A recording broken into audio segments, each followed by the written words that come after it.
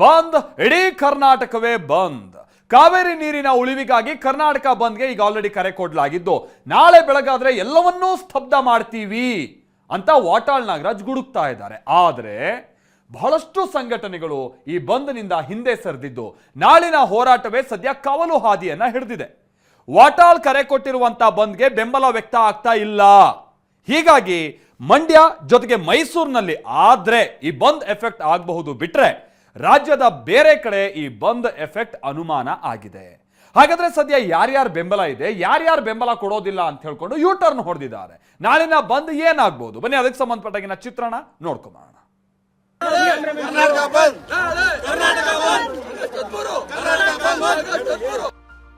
ಅಖಂಡ ಕರ್ನಾಟಕ ಬಂದ್ ಮಾಡೇ ಮಾಡ್ತೀವಿ ಎಂದ ವಾಟಾಳ್. ಯಾರೇ ಬಂದ್ರುವೆ ತಮ್ಮ ನಾನು ಹೇಳ್ತೇನೆ, ಬಂದು ಮುಂದಕ್ಕೆ ಹೋಗೋದಿಲ್ಲ, ಬಂದ್ ಹಾಗೆ ಆಗುತ್ತೆ. ಬಂದ್ ನಿರ್ಧಾರದಿಂದ ಹಿಂದೆ ಸರಿದ ಬಹುತೇಕ ಸಂಘಟನೆಗಳು.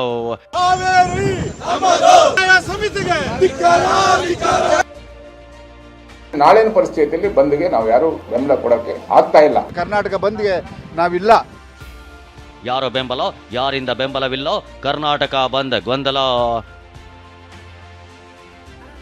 ಹೊರಕ್ಕೆ ಹಿಡಿದ ಆಕ್ರೋಶ. ತಮಿಳುನಾಡಿಗೆ ಕಾವೇರಿ ನೀರು ಹರಿಸಬೇಕೆಂಬ CWMA ಆದೇಶದ ವಿರುದ್ಧ ವಾಟಾಳ್ ನಾಗರಾಜ್ ರೋಷ. ನಾಳೆ ಬಂದ್ ಮಾಡೇ ಮಾಡ್ತೀನಿ ಅಂತ ಪಣ ತೊಟ್ಟಿರೋ ವಾಟಾಳ್ ಇವತ್ತು ಮೆಜೆಸ್ಟಿಕ್ನಲ್ಲಿ ಪ್ರತಿಭಟನೆ ನಡೆಸಿದ್ರು. ಹೊರಕ್ಕೆ ಪ್ರದರ್ಶನ ಮಾಡಿದ್ರು. ಮಾಲ್ಗಳು, ಮೆಟ್ರೋ ನಿಲ್ದಾಣಗಳಿಗೆ ಭೇಟಿ ನೀಡಿ ಮನವಿ ಮಾಡಿದ್ರು. ಬೆಂಗಳೂರು ರೌಂಡ್ಸ್ ಹಾಕಿ ಬಂದ್ಗೆ ಬೆಂಬಲ ಕೋರುವಷ್ಟರಲ್ಲಿ ಪೊಲೀಸರ ವಶಕ್ಕೆ ಪಡೆದ್ರು.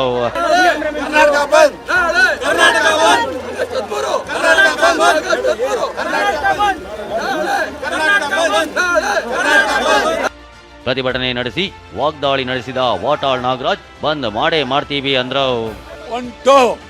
ಉಂಟು ಬೆಳಿಗ್ಗೆ 6ರಿಂದ ಸಂಜೆ 6ರವರೆಗೆ ಅಖಂಡ ಕರ್ನಾಟಕ ಬಂದ್.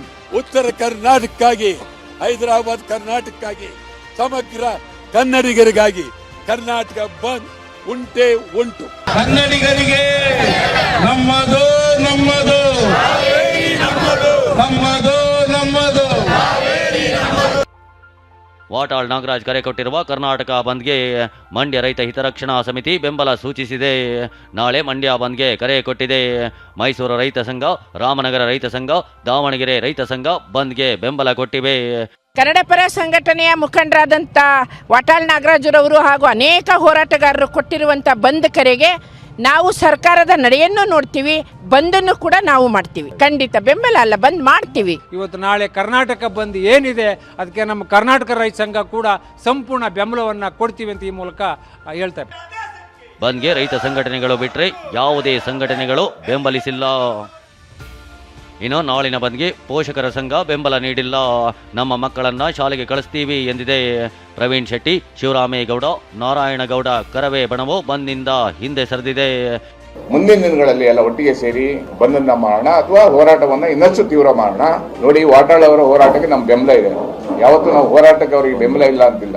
ಆದ್ರೆ ನಾಳಿನ ಪರಿಸ್ಥಿತಿಯಲ್ಲಿ ಬಂದ್ಗೆ ನಾವು ಯಾರು ಬೆಂಬಲ ಕೊಡೋಕೆ ಆಗ್ತಾ ಇಲ್ಲ. ಇವತ್ತಿನ ಪರಿಸ್ಥಿತಿಯಲ್ಲಿ ತುಂಬಾ ಕಷ್ಟ ಇದೆ. ನಾವೆಲ್ಲ ಯೋಚನೆಯನ್ನ ಮಾಡಬೇಕಾಗಿದೆ, ಮುಂದೆ ತೀರ್ಮಾನಗಳನ್ನು ತಗೋಬೇಕಾಗುತ್ತೆ. ಒಂದು ಹೋರಾಟ, ಒಂದು ಬಂದ್ ಕರಿಬೇಕಾದ್ರೆ ಎಲ್ಲ ಸಂಘಟನೆಯವರು ವಿಶ್ವಾಸ ತಗೋಬೇಕಾಗುತ್ತೆ. ಈ ಪ್ರಕೃತಿ ನಮ್ಗೆ ಪರವಾಗಿ ಒಲ್ದು ಧಾರಾಕಾರವಾಗಿ ಮಳೆ ಬಂದಿದ್ರಿಂದ ನೀರು ತಾನೇ ಹರಿದೋಯ್ತು.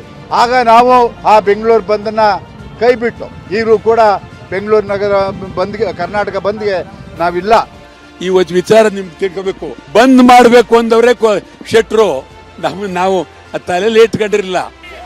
ಇನ್ನು ನಾಳಿನ ಬಂದ್ಗೆ ಯಾರೆಲ್ಲ ನೈತಿಕ ಬೆಂಬಲ ನೀಡಿದ್ದಾರೆ ಅಂತ ನೋಡೋದಾದ್ರೆ ಹೋಟೆಲ್ ಮಾಲೀಕರ ಸಂಘ, ಖಾಸಗಿ ಬಸ್ ಒಕ್ಕೂಟ, ಖಾಸಗಿ ಆಸ್ಪತ್ರೆಗಳು, ಖಾಸಗಿ ಶಾಲಾ ಒಕ್ಕೂಟಗಳಾದ ಕ್ಯಾಂಪ್ಸ್ ಮತ್ತು ರೂಪ್ಸಾ ನೈತಿಕ ಬೆಂಬಲ ನೀಡಿವೆ.